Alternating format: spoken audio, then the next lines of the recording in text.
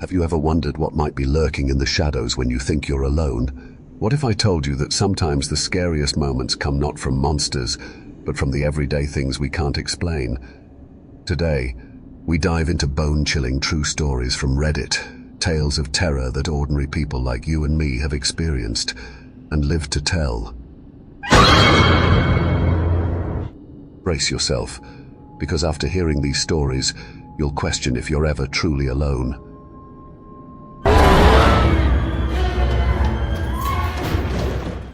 I'd be lying if I said that breaking up with Harmony felt liberating in any sense of the word. It didn't. It felt like putting a 2-week-old puppy down with a shotgun behind a woodshed, while looking it straight in its adorable little puppy eyes as it asked you, "Why are you doing this to me, Mark?" But breaking up was the best thing to do for both of us. There's no easy way to say this, but Harmony needed therapy, not a boyfriend. Harmony had attachment issues. Dear God, did she have attachment issues? Her mother had died of an overdose when she was a kid, and her dad had been a deadbeat who'd taken off the first chance he'd gotten.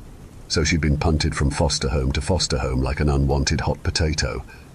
As a result, when she latched onto someone, she latched on.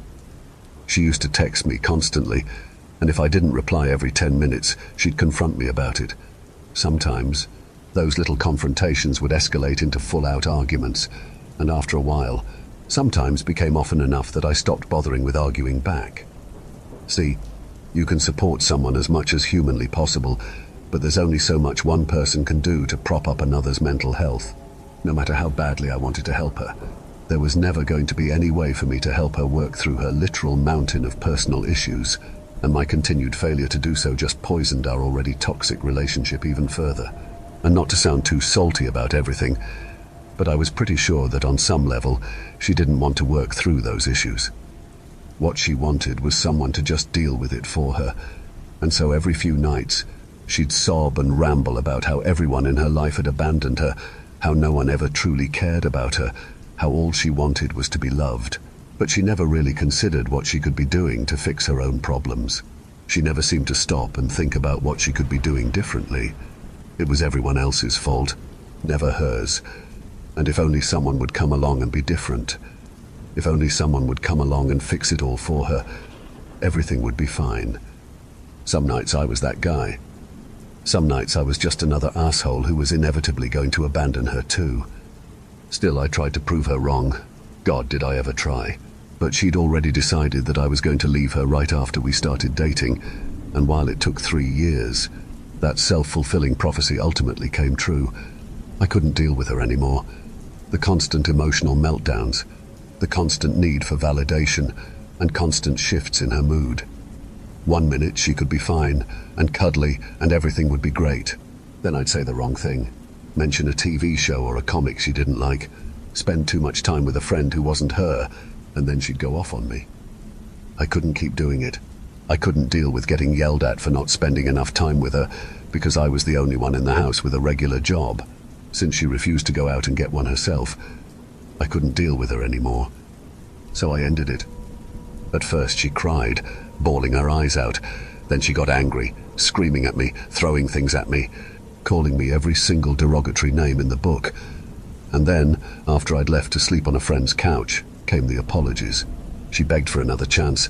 She begged for me to come back. She sent me nudes, trying to lure me back with the promise of sex. Then the cycle started again, until the length between the messages she sent slowly got longer and longer and longer as she began to accept the reality that we were finally over. Like I said, I hated doing it to her. It felt like drowning my best friend, watching her struggle and fight to save a relationship that I knew had to end. I realized that to an outsider, she probably does sound legitimately insane. Most people would probably wonder why I even dealt with her for so long. But our relationship wasn't all bad. We had some good times too. The thing is, with relationships like this, it's hard to just accept all of the problems. You make excuses. You downplay them. You focus on the good, and every time you get yelled at for being the bad guy, you just take it because even if you know it's all bullshit on some level, you don't want to invalidate the other person's feelings because that's what all those bad people who left them did, and you don't want to be one of them. You're supposed to be different. You need to be different. You know they've got problems, but you don't want to admit it. You don't want to abandon them like everyone else. You want to be the one who stays with them until the end. In every sense, it's a hell of your own creation. In between the arguments and the emotional instability, Harmony could be sweet. She could be sincere. She could be full of passion. She could be a good listener when I needed to vent. She was genuinely funny, and she loved me. She loved me so much that I knew she felt it in every bone in her body. She loved me, and I loved her back. I wanted to help her. I wanted to help fix her messed up life. I wanted to be her other half. I really, truly did. I just couldn't, and accepting that was the best thing I could have done for either of us. Maybe it was a mistake, but I did stay in touch with Harmony after the breakup. More accurately, she stayed in touch with me, and when she finally accepted that she and I were through, then I started responding to her. Mostly, we'd talk about old TV shows we both used to enjoy together, and sometimes she'd give me updates on how she was finally getting her shit together. I suspect she mostly did that to try and gauge how interested I'd be in getting back together, and I'd be lying if I said that I hadn't entertained the thought. I wasn't planning on actually doing it, not anytime soon at least, but I had considered it. Maybe if she was getting the help she needed, the therapy, the medication, the socialization, things would be different. Maybe. Either way, it was still nice to see her finally starting to take care of herself. Not only had she started therapy, but she'd also taken up hiking to help her get out of the house. Thanks to the hiking, she'd put on a few pounds of muscle since the breakup. She'd always been scrawny, thanks in no small part to a history of eating disorders, but now she looked good. If you'd shown me the last selfie she sent to me back when we'd still been dating, I would have thought it was someone else entirely. Her skin was less pale than it had been. The dark circles under her eyes had started to fade, and her long, messy dark hair looked like it had finally encountered a hairbrush. In the picture, she was standing at the edge of a cliffside, overlooking a dense forest. She had a wide, beaming smile that I'd never seen on her face before, and the message that accompanied the text read, 5 km, new personal best. The Harmony I'd known would never have taken a 5-kilometer hike. Hell, the Harmony I'd known barely changed out of the tank tops and shorts she slept in, but here she was, dressed to be out in public. She'd been working full-time as a graphic designer. She was doing fantastic. Badass, I'd texted back. Thanks. The hike back was actually a little harder. Wandered off the trail and got a little lost for a bit there. Oh shit, you okay? Yeah, I'm fine. I'm back in my car. Well, at least she was safe. Gotta say, it did spook me a little, though. At one point, I actually think I heard something moving through the trees. Oh shit, you see what it was? I don't think so. Probably just squirrel or a deer. Didn't get a good look at it. It probably heard me and ran off. At least she seemed upbeat about it, and it really didn't seem like she'd ever been in any real danger. Busy tonight? Want to grab a bite? Her next text didn't really surprise me. She asked to see me every now and then. I usually turned her down. I wasn't entirely ready to go back to seeing her in person again. I still needed my space. Sorry, I've got work. Boo, another night then? Yeah, I'll let you know. We'd had that little conversation almost 1,000 times before. It wasn't entirely a lie. I did still have some work I needed to finish up that night, but I knew I wasn't really going to be that late. Yeah, it's been so long, I really want to see you again. 3. That message, admittedly, almost made me rethink choosing not to see her again. I kept thinking about the good times we'd had together, the best parts of our relationship, and thinking back on those made it easy to forget just how dysfunctional we'd been. Still, my bigger head prevailed, and I gave her a polite but dismissive reply before moving on with my day. She'd messaged me again the next day late in the morning, around 10:30. It was a little odd.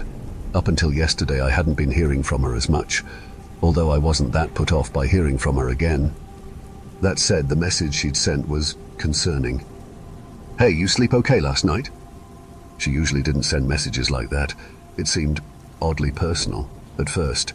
I kinda wondered if maybe she was just trying to endear herself to me or something, but that seemed unlike her. She'd never even sent me messages like that when we'd been dating. Still, I responded. Yeah, I slept okay. You? Not well. Feeling kind of sick, actually. Now I got it. Seemed like she wanted to vent. Well, I didn't really have anything better to do, so I figured why not let her talk. Something you ate? I don't know. It started last night. Head is a bit dizzy too. You go to a clinic? Gonna try some Tylenol first, see if that helps. Kinda worried though.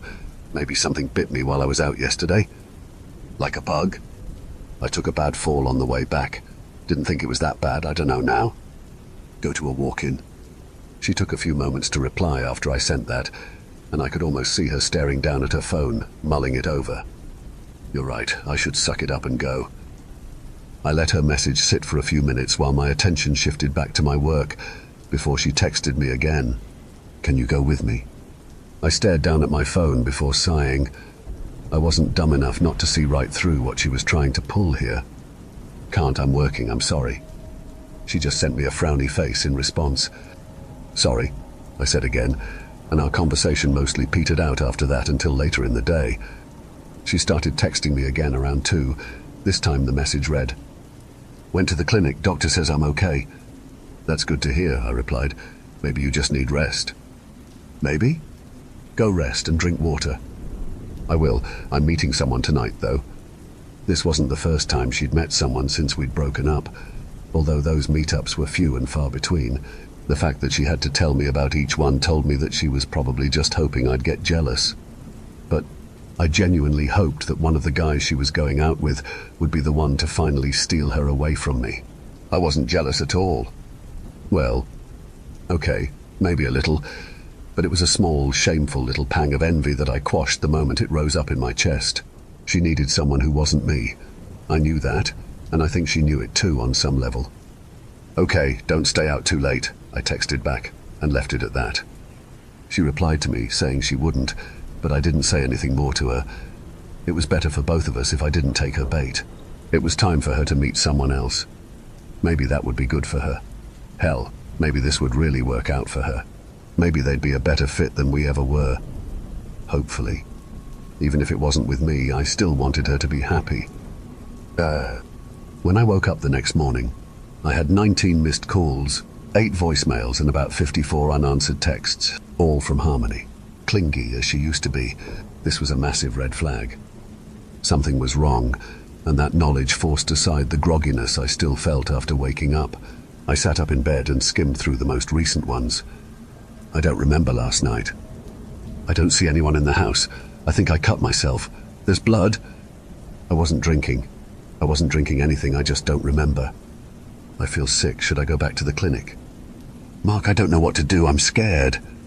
Immediately, that pit of worry in my gut sank even deeper. I didn't even bother checking the voicemails and just called her outright. The phone rang a few times before she finally answered. Mark? Her voice was low, raspy almost. She sounded a little out of it. Harmony, what the hell is going on? I just woke up and I saw your texts. What happened last night? Don't remember, she said. Well, what do you remember? What happened with the guy you were seeing? We met at a restaurant. Mark, can you just come over? I don't feel good. Keep throwing up. I said yes without even thinking. I'll be right over. Just try to drink some water. Stay awake, okay? I'll be right there. I threw on yesterday's jeans and immediately drove over. Harmony's apartment was a little cleaner than the old apartment we'd shared together had been, although given the state of the place, that really wasn't saying much. The place almost looked torn apart, as if there'd been some sort of brawl in there. On the walls I noticed scuffs and bloody handprints, supporting the idea that there'd been some kind of struggle. But looking at Harmony sitting in the middle of it all, she didn't look as if she'd been part of any kind of struggle. There wasn't a mark on her. She sat on her couch, dressed in a loose-fitting tank top and her favorite comfortable shorts, cupping a mug of hot chocolate. There were dark circles under her eyes that looked a little worse than the ones she'd had when we were together. Her skin seemed paler than it had in her recent pictures, and her hair was a mess. But otherwise she still looked relatively healthy. She looked over at me when I came in, the exhaustion still clear on her face. Mark. Her voice was hoarse and raspy. She stood up before pulling me into a tight hug. I don't know what happened. I don't remember last night. I could feel her starting to break down, sobbing as I held her close. My eyes shifted toward the bloody handprint on the wall, quietly narrowing. The handprint was too large to be hers. It had to be someone else's, but whose? Harmony looked over at the blood, and I could sense the dread in her. "I don't know how that got there," she said softly. I don't know." "It's all right," I said, gently stroking her hair. "It's all right." I knew that was a lie. I didn't know what the hell had happened to her last night, but I already had my suspicions. Someone else had clearly been here, and there was only one person I could think of.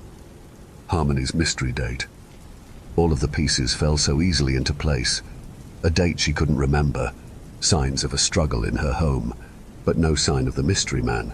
It all made too much sense. Whoever she'd gone out with last night must have done something to her. They must have slipped something into her drink and... God. Judging by the blood, she must have still been able to fight back, but that didn't change what he'd done, whoever he was. "I'm sorry, I don't remember. I don't know what..." Her voice sounded raspier than usual. She barely sounded like herself. I couldn't imagine the pain she was in. I didn't know what more I could say to her, so I just held her. I'm sorry. It's all right, you're all right, I've got you." Without even thinking about it, I made her an offer. "Let's get your things, okay? You can stay with me for a few days. I've got you." She looked up at me, as if she genuinely hadn't been expecting me to offer that to her. But what else could I have done? Left her all by herself? No, I couldn't have done that, not after what I thought she'd been through. "No, I can't. I couldn't. And I can't just leave you here by yourself, okay? Come on. We'll figure this out. We'll talk to the police and we'll find this guy, okay?" She was silent for a moment before giving me a slow nod. "Okay." I helped her up off the couch and led her to her bedroom, helping her gather up what she'd need for a few days. Then I took her home. The next few hours were a blur. I did take her to file a report with the police. She showed them the profile of the man she'd met the night before. Apparently his name had been Lucas. His profile picture depicted a man with rimless glasses, dark hair and soft features. He kinda looked a little bit like me, but I chose not to think about that too much. The police took her statement and promised they'd keep us updated. Then we went home. My apartment only had one bedroom, so I washed the sheets and set up the bed so Harmony could sleep on it as I prepared to take the couch. "You don't have to, Mark. I'll take the couch, really," she'd protested, but I wasn't going to hear any of that. I insisted she take the bed, and she eventually just accepted that she was going to have to spend the night in a comfortable bed. We ordered takeout for dinner that night. She seemed to be in slightly higher spirits as we ate than she had been throughout the rest of the day, but her smile always faded quickly, and I could see a hollow look in her eyes as her mind wandered back to the things she did not remember.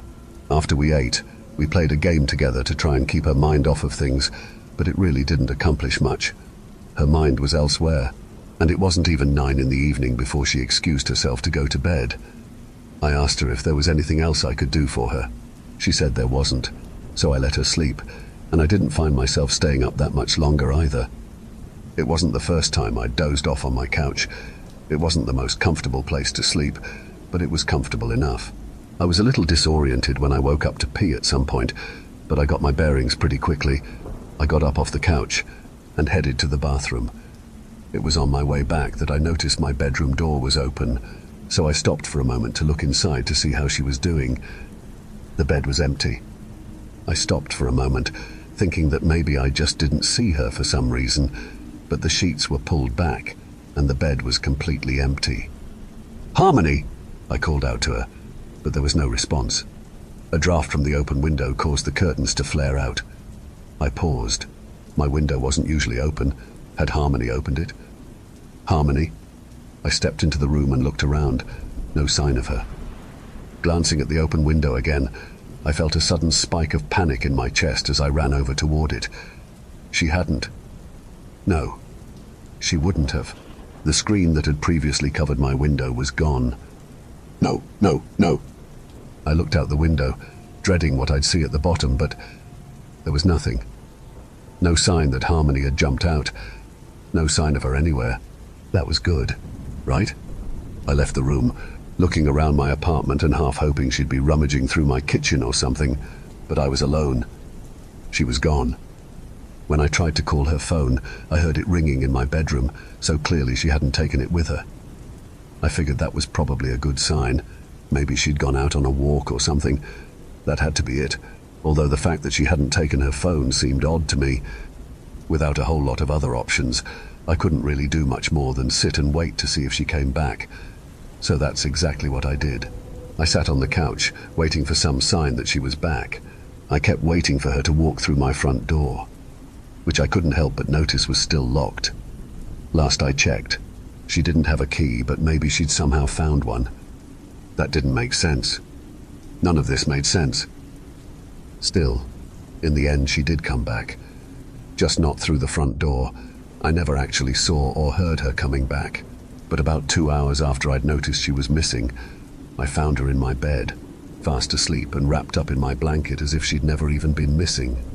I paused when I saw her, wondering if maybe I'd somehow missed her earlier, but no. The bed had been empty.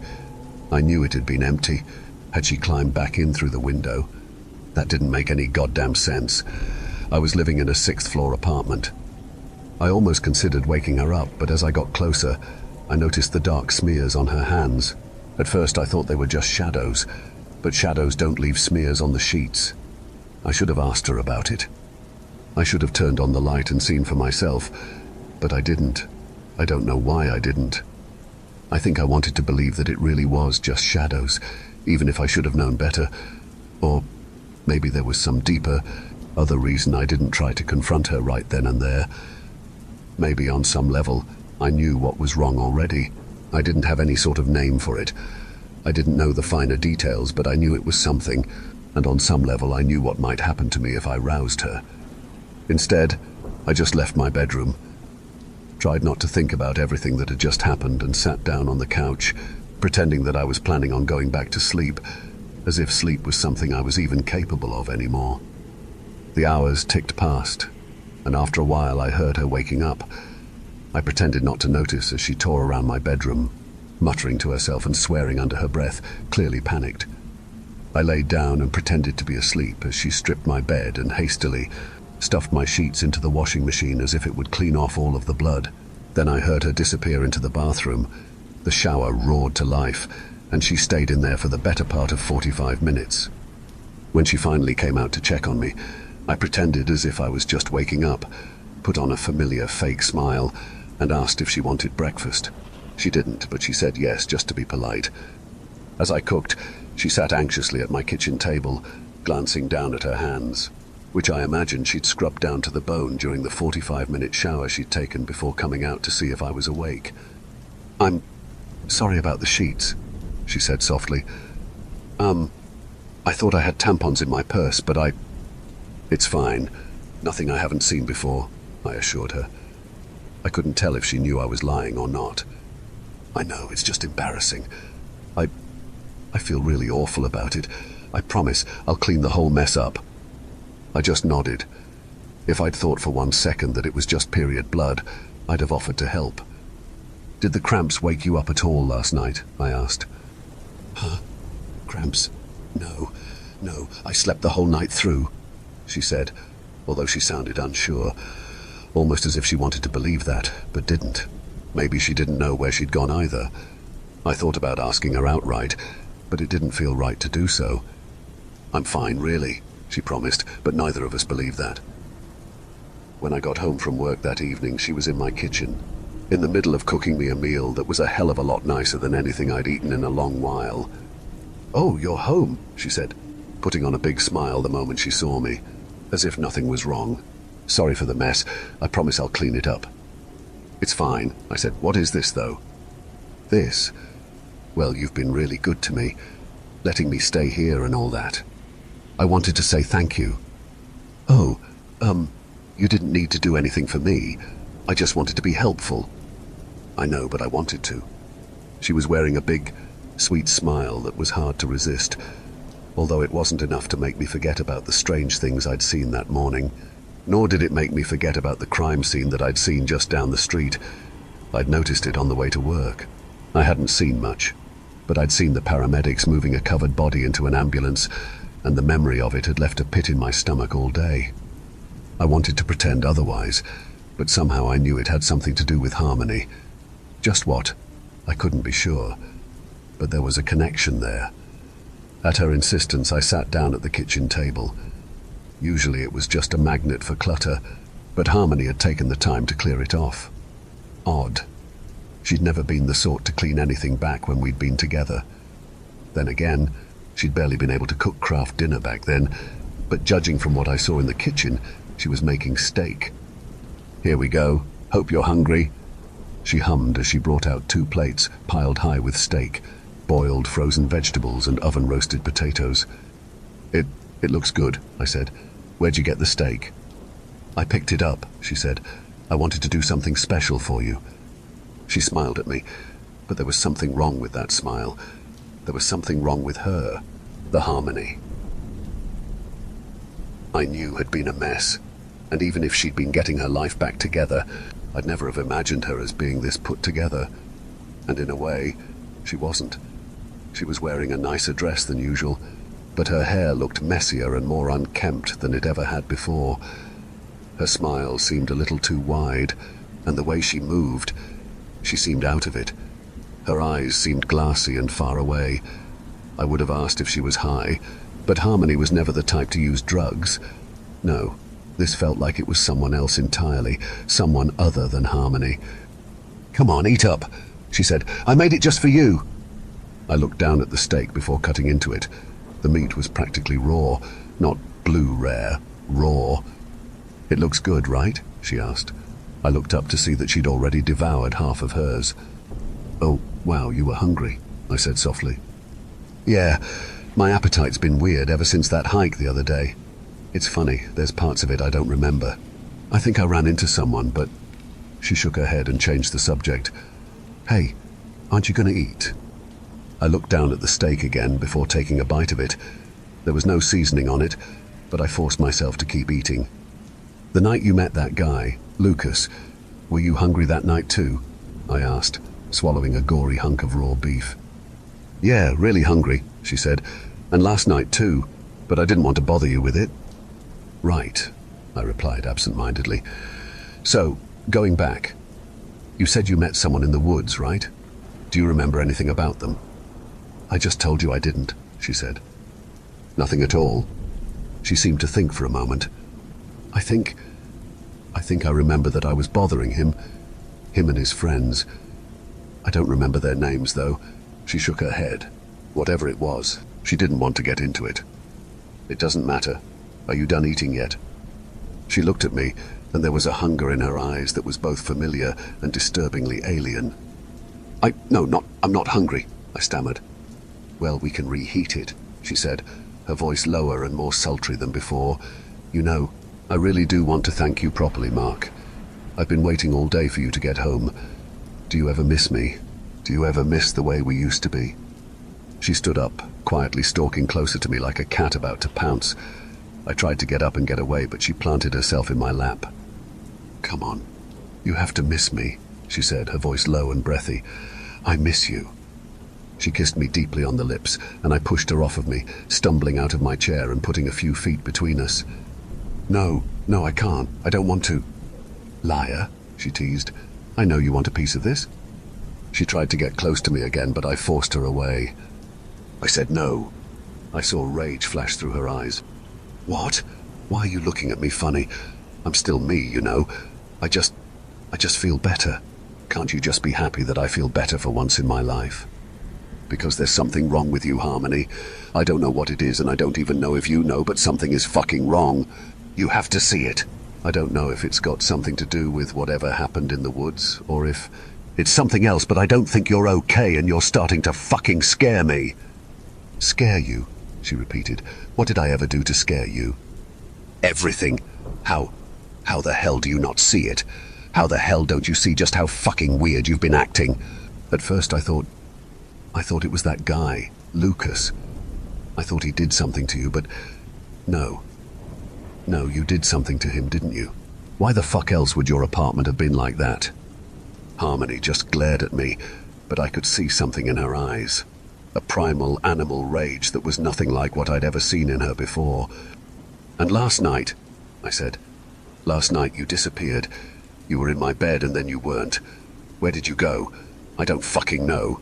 But when you suddenly reappeared, you were covered in blood and My hands were shaking. My voice caught in my throat. God, why hadn't I said anything last night? Why hadn't I done anything sooner? Logically, it would have made sense to do something sooner, wouldn't it? But was any of this logical?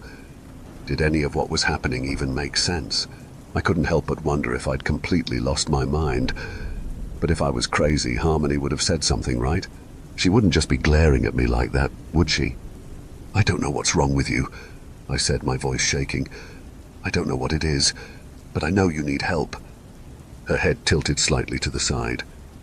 Why? She finally asked. Right now I feel better than ever. Oh really, yeah? You feel better than ever? Eating raw fucking steak, disappearing at night and coming home covered in blood? You feel better? I snapped. Whatever the hell is going on with you, Harmony, it's making you sick in the fucking head. Her lips curled back into an animalistic snarl.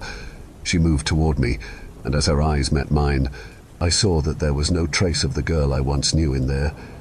It wore her face, yes, but whatever was coming toward me, whatever I'd been trying to get through to, it wasn't Harmony. She lunged for me, almost like an animal. I grabbed her and pushed her aside, before lunging toward the kitchen table and grabbing one of the steak knives. Get the fuck back, I stammered, although the thing that looked like Harmony didn't listen. It just threw itself toward me again, tackling me to the ground, and on instinct I drove the steak knife into her stomach. As soon as I heard her pained scream, I felt a deep horror overtake me. I pushed her off and scrambled away. Watching her writhe in pain on the ground, she glared at me, her eyes bloodshot and furious. Mark, she seethed, before violently ripping the knife out of her own stomach. Then, on all fours, she sprinted toward me, moving faster than I had ever seen anyone move. I stumbled backward, knocking over a chair to try and slow her down as I did the only thing I could think to do, and ran. I took off toward the front door of the apartment and threw it open. I heard an animalistic scream behind me that I was sure belonged to Harmony before I raced through the door and slammed it closed behind me. Then I ran. I ran and I didn't look back. Harmony was gone when I finally went back to the apartment, accompanied by a couple of police officers. The cameras in the hallways and lobby of my building never showed her leaving, but the window in my bedroom was open. I made sure to close it and lock it tight. The cops took my statement and promised to keep a lookout for Harmony, but I haven't heard anything back from them. Apparently, nobody has seen any trace of her ever since that night. She didn't check herself into any hospitals to take care of her stab wound, or anything like that. She just dropped off the face of the earth. The cops have made it pretty clear that I shouldn't leave town, but that hasn't stopped me from crashing at a friend's place for the past month or so. I feel better not being alone at night. I don't have any answers about what exactly happened to Harmony. All I know is that she went into the woods for a hike one day, and she came out different. I don't even think she knows what happened to her. What I do know is that the girl I used to know, the girl I used to love, she's gone for good, and I don't know what now exists in her place. I just know that it's out there. A friend of mine sent me something the other day, a different friend than the one I'm staying with. He wasn't in the loop on what happened, although I've filled him in on a few of the less insane details since then. It was a screenshot from a dating app he was on. The girl in the picture looks a lot like Harmony, and her name is listed as Harmony. But Harmony never looked so pale or gaunt. Her eyes never looked so sunken and predatory. It still has her face, but it isn't Harmony. Not anymore.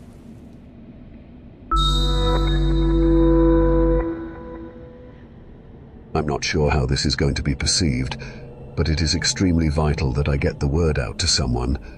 So far, no one has listened to me. No cops, no DAs, no therapists, no psychiatrist, absolutely no one. I need someone to believe me. I am not losing my mind. I had a friend group consisting of 5 guys. Big Tom, Daryl, Robbie, Lawrence and Jill, with myself making up the 6th of the group. All of us had been friends since high school and hung out through college. It was known even in high school and more in college that even though all of us were a group, Lawrence and Jill were best friends first. If a party was on the agenda for the night, they always arrived together and left together. Both went to the same college, majored in computer science, and both graduated top of the class. Having two friends like that led to so many jokes about sexuality or dependence, but within the group, it was normal. Kind of like having twins as friends, I always thought. Hell, they even looked alike, both being small, nerdy types. Cut to us at 26, and we all lived in the same city, Chicago.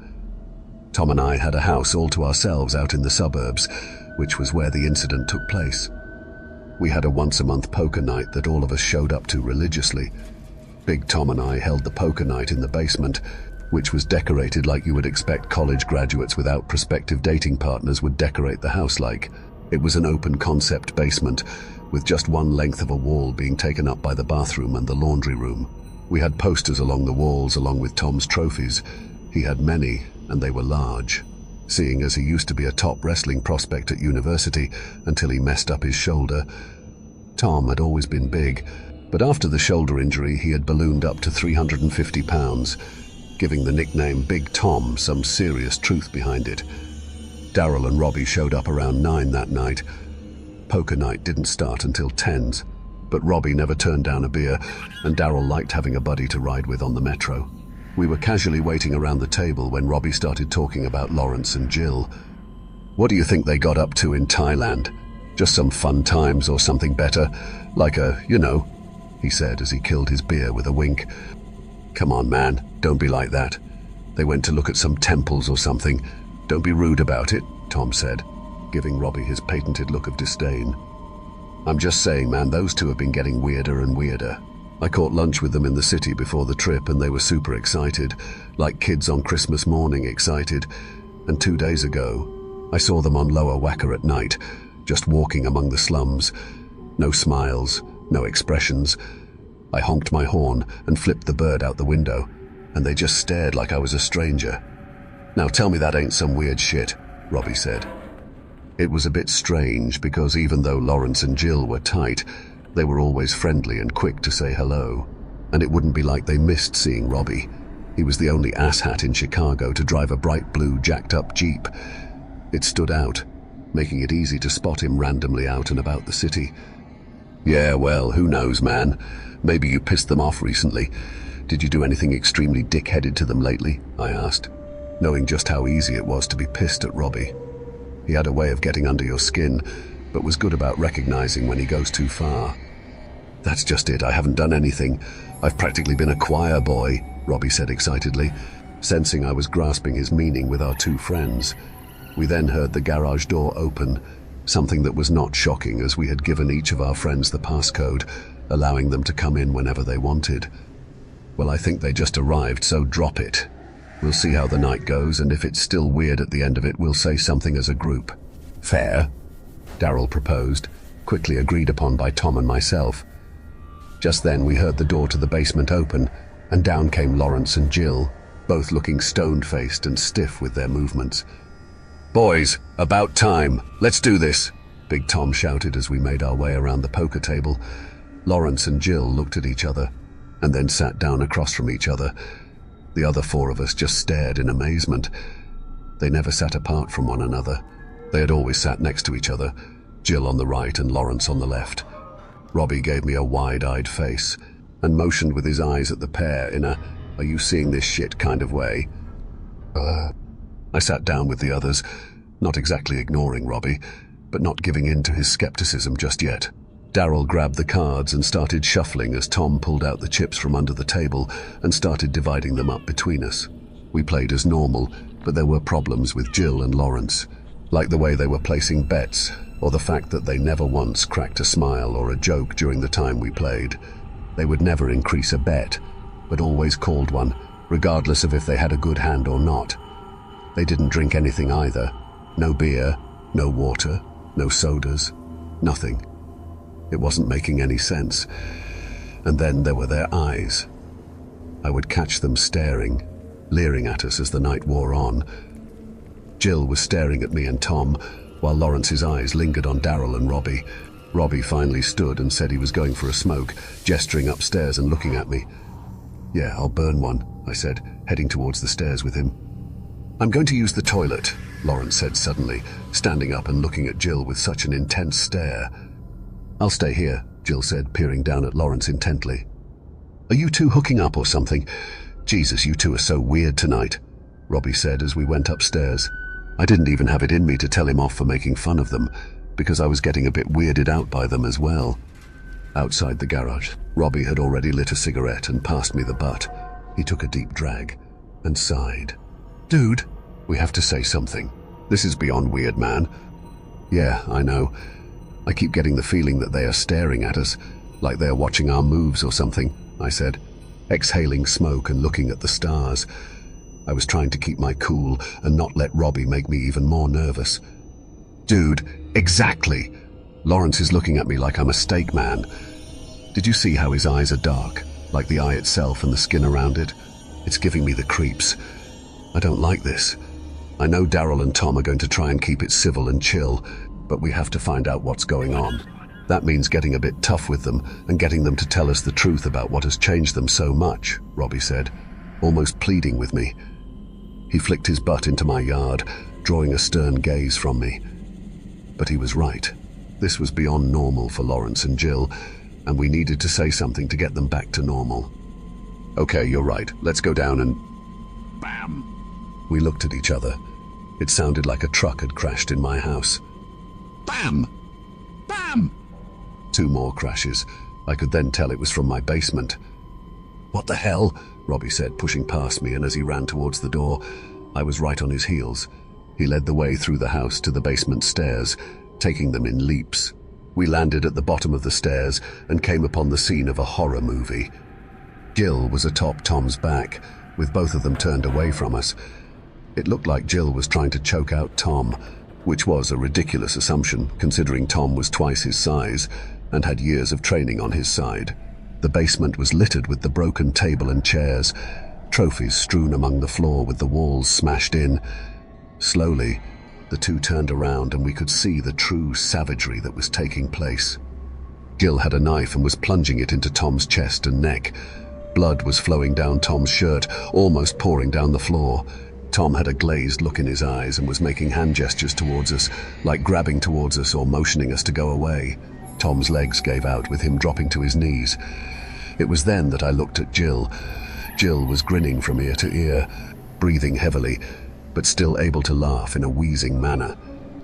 It was as if he was getting joy out of murdering one of his closest friends. It was a sound that would have been unsettling even without the look on his face and the knife he was plunging into his friend's body. I then saw his eyes, pure black, with black veins surrounding them. His gaze was focused clearly on Tom's, and I could hear him say words to Tom. Una magis anima pro domino, una magis anima pro domino, una magis... Gil kept repeating the words until Tom fell face first onto the floor. Robbie and I hadn't moved. We were frozen in terror as we saw a friend murder another friend. I couldn't make my legs move, nor could I seem to take a breath. I broke through the fear when I heard Robbie cry, "What's happening?" "Tom!" I screamed as I ran towards Tom's body, as adrenaline pumped through me now. Gil looked up from Tom's back, still smiling, tilting his head to one side. "One more for the master," he whispered, before launching himself at me from the floor. I saw the knife in his hand, but could do nothing to stop it, as he quickly closed the space between us and plunged the knife into the side of my knee. I screamed in pain and collapsed on the ruined leg. When I collapsed, I fell on the knife, trapping it between my body and the floor. Gil was tugging at the handle, causing pain to keep shooting up my leg with each pull, causing my scream to falter and crack as my body started to sputter. My heart was beating out of my chest and I was losing my ability to breathe. Pain was controlling me, but fear was heightening the pain to the max. I had never seen my own blood come out like that, in such a spurting manner. "Oh my God! Oh my God!" I screamed, hyperventilating as I looked at Jill and his smile. "I don't want to die," I began to repeat in my head over and over. The pain and fear caused the thought to go faster in my mind as I watched Jill wrench at the knife. I was looking around wildly as Jill finally gave up on the knife and grabbed something off the floor. Robbie jumped over me then and tackled Jill to the floor. Robbie burst up and immediately started kicking Jill. I tried to crawl away from the carnage, scared for my life, yet still watching over my shoulder as Robbie attacked Jill. Robbie looked to be getting the upper hand when the door to the bathroom burst open. I turned forward and saw Lawrence standing there. With a knife in his hand, blood dripped from the blade onto the floor. I looked at his face and saw the same black eyes and black starburst veins leading from his eyes into his cheeks and forehead. He began to make his way towards Robbie and Jill. He walked past me, his target being Robbie alone. I fought through the fear and made my move. I rolled over and grabbed a hold of Lawrence's leg, yelling to Robbie, "Robbie, run now!" Lawrence slashed down with his knife, and I reached up with my left arm to protect my face. Lawrence slashed my arm, and I felt another flare of pain. Lawrence reared back to slash again, and I found a reserve of energy and pushed up with all my might to tip Lawrence backwards and off balance. He went down hard, falling on the arm without the knife. There was a loud crack as Lawrence landed. The knife he had previously been holding flew across the floor into the debris caused by the fight between Tom and Jill. I thought he would be done for, so I didn't expect Lawrence's foot to connect with my chin. I had a sense of shock, and then the lights went out. I came to, slowly rising up, seeing Lawrence and Jill towering over a now beaten-down Robbie. It looked like Robbie had given them all he had, but the two close friends seemed to feel no pain. Lawrence's left hand was dripping blood, and I noticed the bone was sticking out of the forearm. That was his only injury as I looked over at Jill and saw that Robbie had tuned him up good. One eye was almost completely swollen shut, and blood was dripping down off his chin at a steady rate from multiple facial wounds. But regardless of their wounds, both men were standing still and stared down at the prone, yet still alive Robbie. They began to chant, the same line that Jill had said before taking down Tom. "Una magis anima pro domino, una magis anima pro domino, una magis anima pro domino," they were shouting. I saw that both now held some of Tom's large wrestling trophies in hand. I could sense the moment coming to a head, and knew that Robbie would be on the receiving end of that moment. Robbie then came to life, and he kicked up with his leg at Jill, trying to knock him down, but Robbie had been beaten too badly, and his strength was too far gone. Lawrence and Jill then both looked at each other and smiled. They raised their makeshift weapons, and I turned my head before I could see another friend perish under their blows. I covered my ears and waited for the screaming to stop, followed by the thuds. When I opened my eyes and uncovered my ears, my two former friends were now standing above me. Both sets of eyes were blacker than before, the veins of black spreading further into their faces. Whatever they were doing, it seemed to be consuming their very faces. "Our master requires payment," Jill said, tilting his head from side to side. He was studying me, I realized, like a scientist would when they study a worm in the ground. I could feel hatred and evilness emit from his face. There was also an alien feeling, like something from out of this world was trying to break free from the blackness that was his eyes. "We are close to glory. You are close to glory.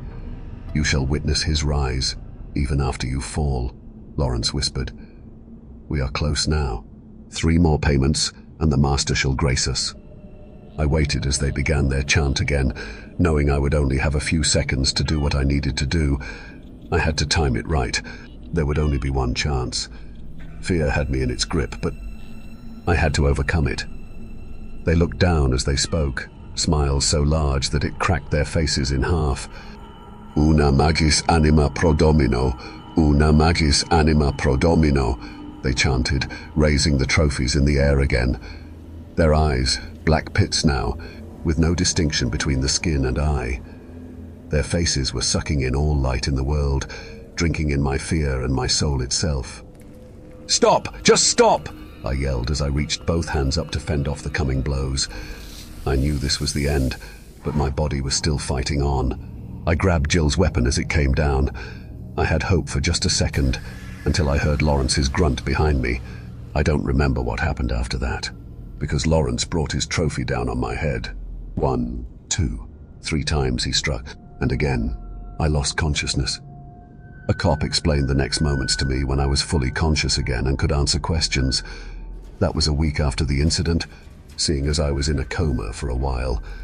A neighbor had heard the commotion, since Robbie and I had failed to shut the garage door or the door leading to the basement. The screams scared the neighbor so much, they had called the police. Right when Lawrence brought the trophy down on my head for the 3rd time, the cops burst downstairs with tasers and guns drawn and took down both Lawrence and Jill.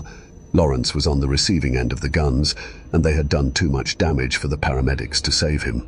Lawrence's final moments consisted of him laughing and chanting that same line being repeated over and over: Una magis anima pro domino. Gil, though, lived, as he was the lucky one to catch the prongs from the tasers. He was taken to jail immediately after being fixed up at the hospital, although I heard he was telling a different version of what I had of the night. The police found Daryl in the bathroom, in the tub to be exact. They believe that Lawrence had lured him in somehow before doing the deed. I think that Lawrence and Jill had chosen between us who would be whose victim, which is why they attacked us at different intervals. I found out later in the hospital and from the subsequent criminal investigation what had happened to cause them to become murderous beings. Lawrence and Jill had made it to Thailand, but witnesses had seen them get into a car with 3 Englishmen, dressed all fancy apparently, the first night in Bangkok. The next time any CCTV or witnesses caught any sight of the friends were when they were dropped off at the airport by the same car. They left all their luggage at the hotel along with all their money. They had 13 days of unaccounted for time. The authorities believe that this is all unrelated. I have pleaded with them to take it seriously and to investigate it, but they ignore me. I have tried telling my doctors or anyone who comes to see me that there is something more to this situation than men going crazy. It's all a lie, or the authorities are just grasping at straws. They were not lovers, nor did they go crazy. Jill was just as guilty as Lawrence for those atrocities. There was something different about them that night. Jill's eyes are apparently normal now, because the police believed I was hallucinating and misremembering facts due to the head trauma. When I explained the blackness and the spreading evil in the veins, they said that Jill said I would be saying that I had been screaming about blackness and eyes while Lawrence attacked me. I sit here in the hospital, assured by the police that Jill is in jail and is not intent on harming me. That is a lie. I have been here at the hospital for 14 days, dealing with brain swelling and some terrible damage to my knee. While I was told I'd never walk without a limp and had a chance of continued symptoms from the brain damage, it was not injuries that caused me to begin to worry. I have begun to notice things.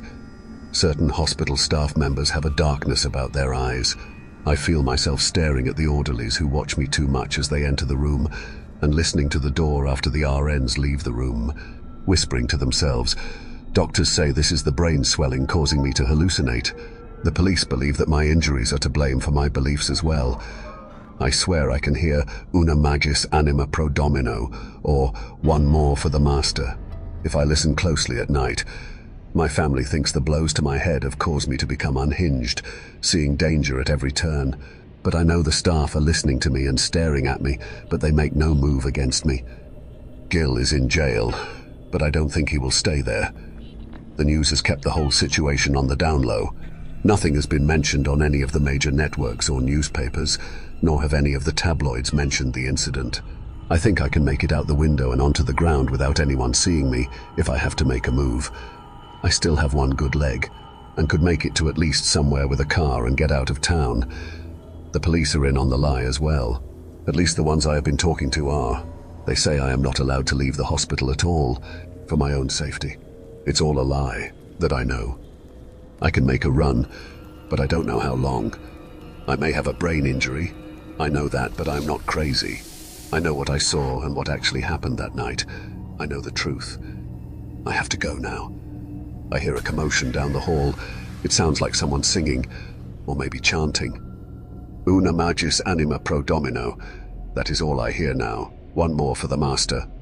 The cops had searched their apartments, finding that Jill had actually been staying at Lawrence's place since their return. The walls were covered in Latin, with phrases mentioning a master and the payments that were required. It was discovered the chant that Gil and Lawrence were saying, Una magis anima pro domino, was in fact one more soul for the master. The police also found out that the two had taken to walking the streets of Chicago at night, but haven't investigated that matter any further. The cops and detectives all believe that Jill and Lawrence were lovers, whose strain of hiding their relationship caused Lawrence to snap and force Jill into the crimes, that murdering us friends was the only way to keep their relationship a secret. The police refused to investigate any unsolved murders and tell me that Lawrence had just gone crazy. And while Jill was complicit in the crimes, he was a victim just as well. Jill had apparently admitted all this, crying and breaking down how he did not want to hurt anyone. It was all Lawrence. Jill claimed that he was actually trying to protect me after Lawrence had attacked the others. He was trying to hit Lawrence with a trophy, not me. Jill claims that Lawrence had committed all the murders and that he was the master. The police seem to believe him, because I heard that he is only being charged with battery and kidnapping.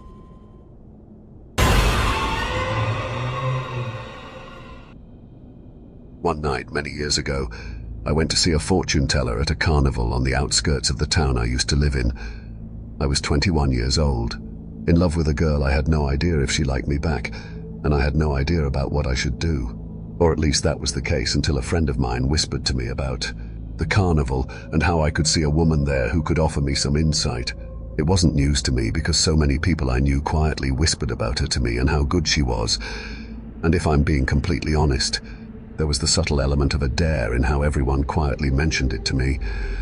So, once I had decided to do it, I went to see her late one summer night. I had to drive way out in the middle of nowhere to get there. I had been camping plenty of times before, but never that deep in the woods. It was so thick it almost didn't feel real, and the carnival that had been set up there seemed even less real. As I walked towards the ticket booth, the crickets and other insects humming in the air seemed unnaturally loud as they zoomed past me. Behind the ticket booth, the carnival itself seemed to loom out of nature so vividly that it was like a hallucination. And when I actually set foot inside, it was like sensory overload. Everywhere I looked, there was something to see. Some vendor selling something, or some performer displaying some type of skill or putting on a performance while people gathered around. There were a million smells. Some were the usual fried carnival foods, and others were things I had never encountered before or since. Some of it smelled delicious, and some of it smelled off, but either way, it was all memorable. The space was illuminated by strands of lights that were suspended above our heads by tall wooden posts. I could see numerous bugs fluttering around the lights as I walked on. It seemed like I had to walk forever until I finally reached the tent where I had been told I'd find the woman I'd been sent to see. There was no line, and a small sign instructed me to enter. Not only was she dressed casually like any other woman you'd encounter anywhere, she also looked beyond ordinary. The only thing that gave away even the slightest hint that she was in any way unique were her eyes. They were blue, but they seemed to cut through the darkness with a sharpness I had never seen before. It was with those eyes she read tarot cards and my palm for me by the flickering light of a few candles that were placed in the middle of a large table.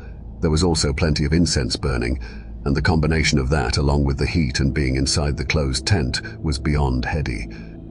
"Don't worry," she eventually murmured. "The opportunity will present itself to you, and you will recognize it."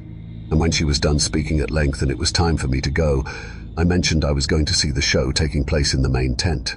This got a humorless laugh out of her. "What?" I asked. I never found it particularly entertaining. If anything, it always struck me as beyond morbid, and a bit like the people in the show were tempting fate. That made me stop. Why was that? But before I could ask her, she merely smiled and said, "Don't worry, you can go. Nothing bad will happen to you." Since the show was about to start, I dutifully left the other half of the money promised after she had done her job and left her tent. After being in the closed tent with incense burning, the fresh air felt beyond refreshing on my skin, and I gladly took several deep breaths while I headed for the nightly show, in the main tent that was being advertised on signs all throughout the carnival. It was only long after the night was over that I really thought about what she said, how she had emphasized the "you" part of her statement.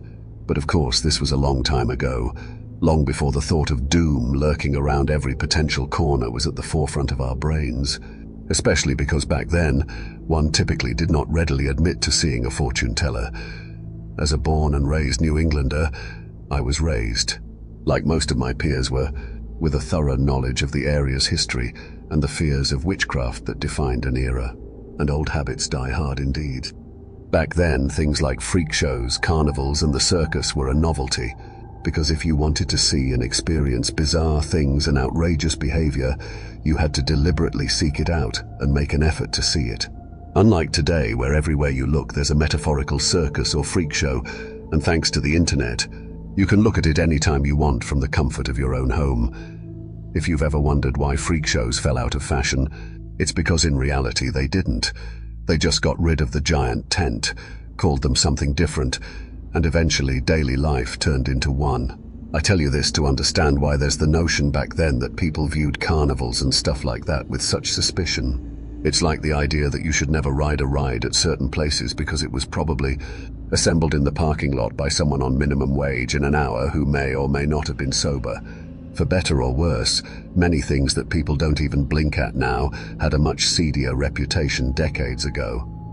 But none of this was in my head as I walked towards the largest tent and joined the trickle of people, going inside and getting seats around a large ring that was separated from the audience by tall metal dividers. There was a sense of excitement in the air, and it didn't take me long to get inside and find myself a seat that was both close to the exit and offered an excellent view of the ring. This was in July of 1964, and I don't know if the heat around that time period set any records, but it certainly felt like it. But isn't that how it goes? The summers of youth are always the hottest and brightest, just like the winters of one's childhood are always the ones with the purest and heaviest snow. That's how it should be. Of course, the flip side is that the terrors of childhood can also cast the longest and most intimidating shadow. So I cannot be sure whether on record the humidity was so thick you could cut it with a knife, but it certainly felt that way. As I sat there, the sweat was dribbling off my nose, and I could feel my shirt was soaked before too long, and I wasn't the only one, because I could see that for several clowns who were also gathered in the audience, their makeup was beginning to run. The effect was more than a little creepy. The first thing that comes to mind when I think of that night is the tent. This was no crisp red tent you see like in the circus. No, this thing was old, faded, and stained in spots, and within minutes you could smell the sweat pouring off everyone with a vengeance. It all definitely made for an atmospheric experience. Even today, I can still see how frayed and patched together the section of tent by my seat was. Although it wasn't exactly a full house, there was a good-sized audience, and literally every single one of us was melting by the time the lights started to dim to signal the show was about to start. We were all fanning ourselves or using handkerchiefs to try to dab away the sweat while the ringleader strolled out. He was tall, lean, and wiry, and dressed to impress in a red velvet suit with gold tassels, along with white riding pants and black leather boots. He was by far the best-dressed person I'd ever seen. And it was worth every penny they spent on it, because the minute he stepped into the ring and the spotlight lit up his features, he looked flawless. Not only did he ooze charisma just standing there, he didn't seem to be uncomfortable at all, and I didn't see a drop of sweat anywhere. It was bizarre. A hush fell over the people gathered as the ringleader stood there silently, waiting to grip us in the palm of his hand with whatever he had planned. Then he began to speak, and if his presence was impressive, that voice was in a league of its own. It was otherworldly, simultaneously commanding and inviting, a rich, gentle hum that could lull you to sleep and snap you to attention at the same time. "Welcome, ladies and gentlemen," he greeted us with a dazzling smile that lit up the space. "Thank you for joining us tonight. For your viewing pleasure, something you won't see anywhere else, I present to you the Beast." Right when he spoke, several of the lights illuminating the front of the ring dimmed so that all of the attention was in the back of the tent, where there was the slight ruffle of the tent canvas being opened that was followed by a loud shriek as the sound of something large and metal moving towards us grew slightly louder. We all craned our necks to look and saw the sight of a massive steel cage in the back of the arena containing something huge being placed strategically in the space.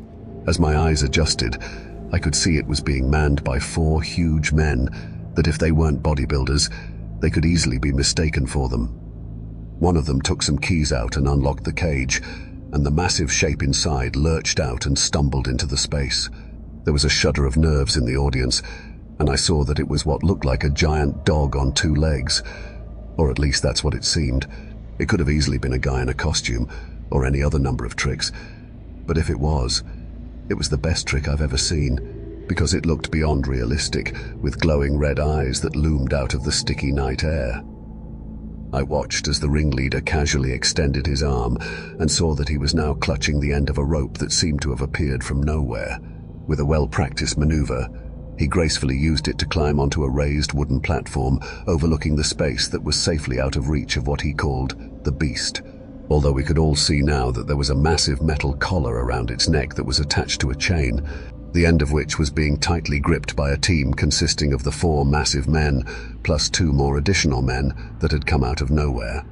All of us silently sat there, rooted to our seats, and not knowing what the beast would do as it slowly walked into the ring, looked around at the audience and silently took everything in. I was vaguely aware of the ringmaster calmly informing the audience that this was a rare monster found somewhere in the woods in the Midwest, but all of my attention was on the beast.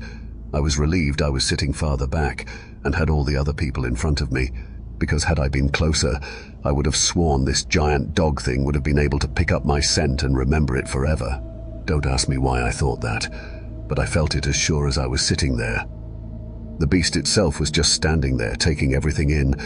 If I didn't know better, I'd say it looked bored, but moments later, something in the tent changed. I could feel it in the air as sure as the pressure from a thunderstorm, because I wasn't surprised when the beast suddenly turned around and looked off to the right. All previous boredom was gone as it crouched down and began to growl.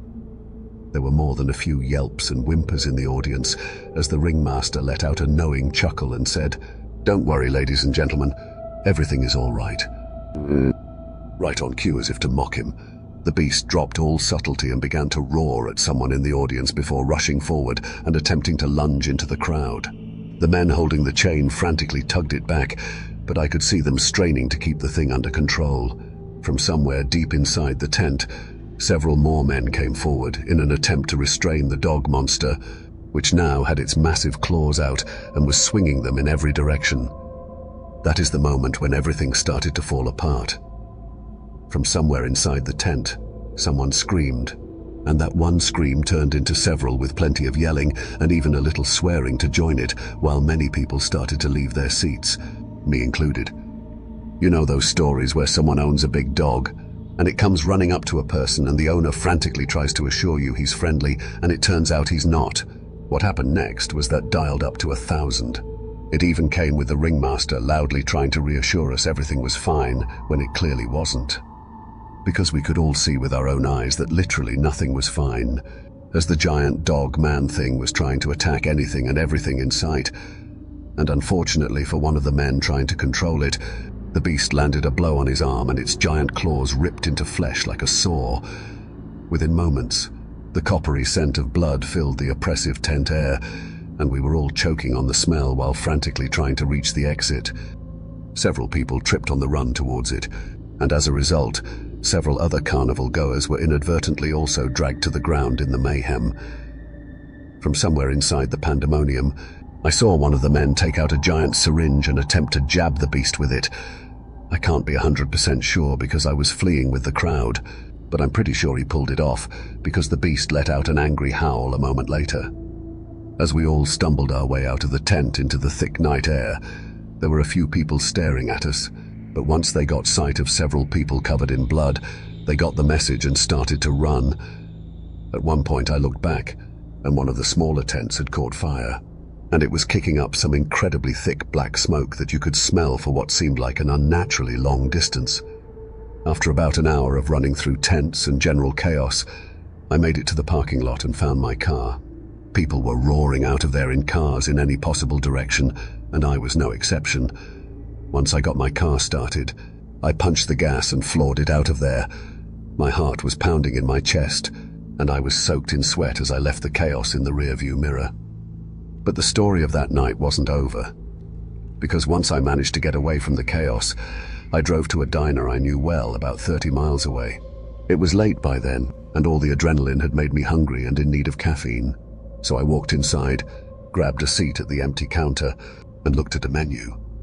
"Fancy seeing you here?" an amused voice said. I quickly looked up and found myself face to face with the girl I was interested in. "I had no idea you worked here."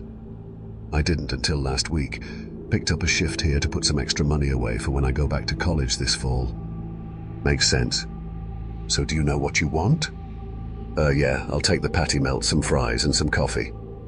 Then she wrote it down, placed the order, and brought me my coffee.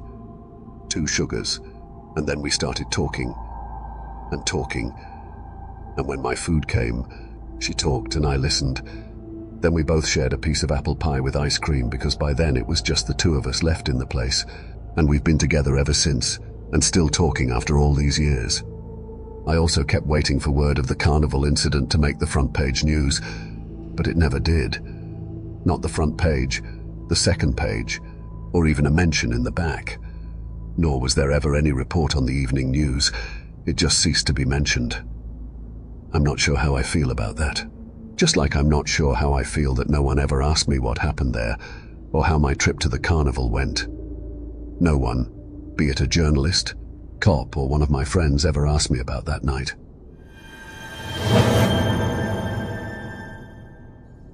And that's it for tonight's tales. Are you brave enough to listen again? If you have your own scary story, we'd love to hear it in the comments. But until then, sleep with one eye open. With that said, thanks for watching, and until next time.